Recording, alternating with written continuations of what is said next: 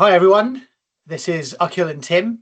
We are on the investment committee of the Oakleigh 18.6 strategic investment portfolio, and we're here with the mid-quarter update. We are sitting here on the morning of the 13th of May. It's a bright morning in London. Sorry, it's the evening in Australia. Tim, I appreciate you've had a working day. It's been an interesting day in markets, and indeed it's been an interesting few weeks in markets. And I wanted to start by asking how you've seen the last 6 weeks since we did the last update in terms of the markets and how it's sort of affected Australian equities and global equities, and any other kind of general comments you have. Yeah, well, I guess we came into the start of this quarter with the markets pretty down quite heavily towards the back end of last quarter at the end of March. And looking quite precarious really to the downside. Obviously that was the culmination of what was happening in the Middle East and escalations, etc. And really almost perfectly at the end of the quarter or the start of that quarter, all of that started to unravel and reverse.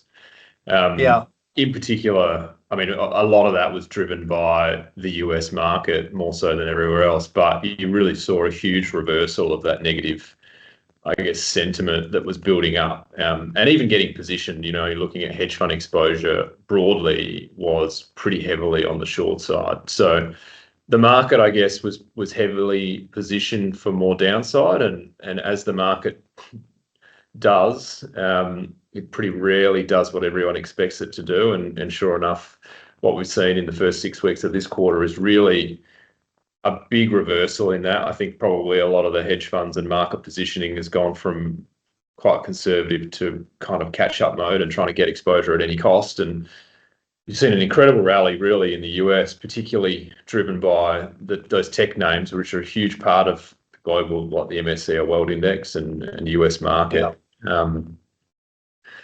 So from our point of view, we've actually had probably quite a similar situation to what unfolded when the market broke down in October 2023. If you take yourself back, funnily enough, that's right on 30 months ago.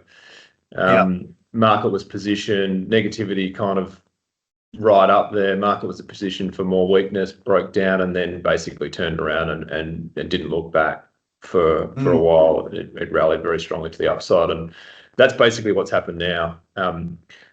Back in 2023, we did raise cash levels at that point, getting defensive, but we're very quick to get back in the market. This time that hasn't been the case. We've really been much more cautious, and we're much more, I guess, wary of the market on the upside. Why is that? Just given, I guess, as we've worked our way now, we're in 2026, 3 years along, second half of the real estate cycle. We know we're closer to the end of the cycle now than the beginning, that's for sure. And so much less, I guess, prepared to put capital at risk unless there's compelling opportunities. And so that what has happened over the last, I guess, 6 weeks is we've gone from, I guess, peak cash was, I think, about 56%, and that has come down, but we're certainly still running high cash levels, quite defensive, but there has been areas that we have been prepared to buy. A lot of that centered around inflation-related sectors, so whether there's been some global infrastructure added, you're certainly seeing upwards pressure in bond yields because of inflation. I think we've been talking about this for a while now, and I can only see that deteriorating or getting, I guess, going up in the short term. So looking for places to invest that are somewhat protected from that. The other place has been commodities. So we've added to things like Rio. We've added to IFRA, which is a VanEck Global Infrastructure ETF. We've also added back to some positions in Global Gold Miners ETF, Global Copper Miners ETF. I guess the commodities that have started and shown resilience in amongst all of this turmoil and are back on the bid and heading up. So whilst we haven't aggressively gone back in the market, I think that's, we've really tactically lined that up with where our investors would expect us to be a bit more conservative right now. We are still prepared to own some things opportunistically, and even up the risk spectrum. So there's, we've added some Arafura Resources, which is a rare earths development play. Whilst we're pretty heavily focused on the quality in the large end of town, we've sort of, there are some things in there which have a little bit more, I guess, upside. If they get right and they get a bit of momentum towards the end of cycle, they could produce some good returns. So where that's landed is where we've actually, despite the very high cash levels, we've ended up with pretty similar performance to the All Lords by the middle of this quarter. But we're certainly well dragging the MSCI this quarter. You've just seen an incredible run driven by those AI stocks and tech stocks, semiconductors, which are a huge part of the index now. Would you say that the MSCI, I mean, this is a very concentrated rally? You said it's mainly dominated by the US. The US is mainly dominated, at least the rally in the US is very much semiconductors, some AI stocks, not really a huge amount else. I mean, there are obviously some strength in other sectors, but it's dominated by a small number of companies. And that obviously has enormous weighting in the MSCI. So absent kind of exposure specifically to those sectors, I think everything else, I mean, I think you look at the UK, you look at the Australian All Ords, you look at the German DAX, and so on, they're all not as strong as the US. They're not back into all-time highs. Absolutely. And so on. And the only exception to that is Japan, which of course has some quite strong technology exposure. And Korea, which is basically two stocks, which are semiconductors. Yes. and some of these markets are interestingly, obviously, still considered emerging market. And I think the emerging market ETF is in our portfolio, if I'm not mistaken, and is doing rather well. It's a small position, so I mean, I think if we get an opportunity and there is some sort of a retrace, I think we would be looking to potentially add back to that for sure. Yeah. You mentioned that you liken the fall in March to October 2023, 30 months. That kind of is a important time frame for us cycles analysts. But you mentioned that our response to that as the market's rally has been slightly different. Now, is that an example of how the portfolio adapts to different stages of the cycle? Yes, I would say so. Okay. Absolutely. I think it's really a different response for a different time frame. There's clearly the lens is much more focused on capital preservation vis-a-vis chasing capital growth. That doesn't mean we're prepared to stay right out of the market, but there's certainly a escalation of and concentration on capital preservation as we move through the cycle towards the end of the cycle. So that's what we're trying to achieve, and that's the purpose of the portfolio, is to be invested with the cycle.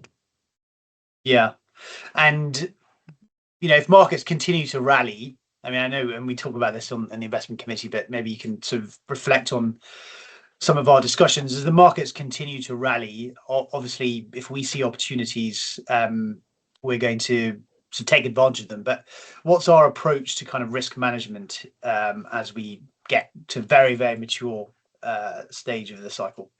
Yeah, so we have investors may have noticed if they're looking at the actual underlying changes of the portfolio. We have used some hedging securities, so basically short market exposures over the last quarter at times.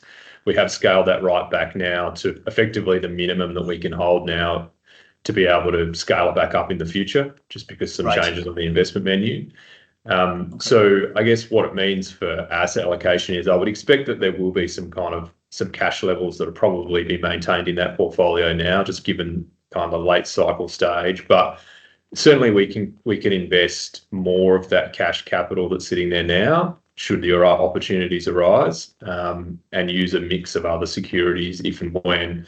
I think the key with these markets is not to go against the tide too much. While the markets, if they're trending up, then we should be looking for opportunity on the upside, but just be mindful around not perhaps just going all in, and also the positions that we do have, trying to run, I guess, capital preservation over the top of that. So an example may be we have a position in Aussie banks. So Westpac was the largest holding we had in that, and that actually came out a couple of days ago because it's clearly, there's a divergence between what the market's doing and what the banks are doing, and you can certainly understand why, given the situation on the ground in Australia in and around fuel issues, inflation issues, higher interest rates, the central banks raising more aggressively than the rest of the world.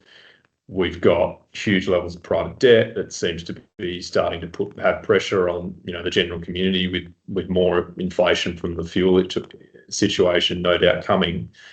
And then on top of that, the budgetary changes, which certainly are not a tailwind for investors. I mean, they're a headwind really from a share market investment perspective. And today we've seen, we saw Commonwealth Bank, which we owned for forever, basically for years. We exited last year, but dropped 10%. Had an earnings update, but I think it was on top of pretty average budget from an investor perspective last night. And I think it's not I wouldn't have said it was a bullish budget economically, and I think that the Australian banks are kind of exposed on the property side, and hence all the banks are off today. So at the moment now we don't actually own any banking exposure, US or Australian, in the portfolio. Yeah, it's quite an interesting change from where we were a few months ago. So massively, I mean that's the reality of the cycle. All right. So what do you think the outlook is for the next sort of 6 weeks, if you can pull out your crystal ball and kind of, or rather give our audience a sense of kind of what we're discussing and how we're thinking about it? Well, I think, the short term is always very difficult to forecast. The market's obviously had a huge bounce back. I wouldn't be surprised if you get some consolidation in and around that. I think from our point of view, it's really just focusing on the sectors that we expect are performing and will continue to perform well. And if we get the right setups and the right opportunities, we'll take them. But we continue to be ruthless with positions that are underperforming to make sure that capital is as preserved as it can be, and we're protecting them on the downside. Okay. So look, that was a very diplomatic answer to your question. It's I mean, I think it's to be honest, it's our philosophy throughout. It's being selective. It's waiting for the right setup. It's maintaining relatively significant levels of cash. That's, I suppose, specific to this part of the cycle and the current market conditions. But then it's also being keen to not give the market too much room to go down. I think to sort of cutting our losses as soon as we feel it's the right moment. So we're quite quick to the trigger, as it were. And I think that's right. Less forgiving than we have been in the past. And that might mean that in kind of nominal terms, maybe the benchmark catches up a bit, but investing through these conditions isn't just about trying to take as much out of the AI boom as you can, because as we've seen, things can reverse very quickly. And of course, we haven't really touched on the geopolitical situation, which who knows where that's going to end up. Hopefully, I'm not convinced it's changed at all since the market bottom, to be honest. It's sort of one day it's sorted, one day it's not, and what's real and what's I think just it's it's very difficult to know. Of course, we just let the charts guide us, the charts of various things that we're interested in, but there is obviously the possibility that it all sort of the news becomes very volatile again. It seems to have calmed down a little bit in the last couple of weeks, but yes. Right speaking. All right, interesting times. I think that was a good summary of kind of what our thinking is, what the portfolio has been doing. Is there any final things you want to say? No, I don't think so. I think that's a pretty good, in the interest of time, close it up. Obviously, if you are not an investor and interested in investing, you can find us oakleighfs.com. or email invest@oakleighfs.com. and someone will be in contact with some more information. Fantastic. Thanks for your time, Gil.